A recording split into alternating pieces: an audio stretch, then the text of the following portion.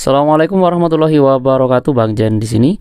Di video kali ini saya akan membagikan tutorial cara mengaktifkan baterai adaptif di HP Realme P4X.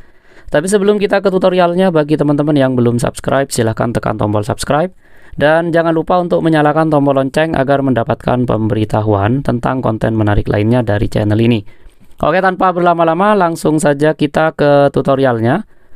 Untuk mengaktifkan baterai adaptif di HP Realme P4X, caranya kita bisa masuk ke pengaturan seperti ini. Setelah kita berada di pengaturan, kita scroll ya teman-teman. Kita cari saja pilihan baterai. Setelah ketemu pilihan baterai, ketuk dan masuk ke pilihan baterai seperti ini. Kemudian di baterai ini kita cari yang namanya baterai adaptif. Di sini ada pilihan baterai adaptif, kita ketuk saja. Selanjutnya, di sini ada gunakan pengelola baterai, mendeteksi jika aplikasi menghabiskan baterai. Jika pengelola baterai mendeteksi bahwa aplikasi menghabiskan baterai, Anda akan memiliki opsi untuk membatasi aplikasi tersebut. Nah, untuk mengaktifkan baterai adaptif ini, kita tinggal aktifkan pilihan ini, gunakan pengelola baterai. Kita tinggal ketuk, setelah itu tinggal kembali. Maka, baterai adaptif sudah berhasil diaktifkan.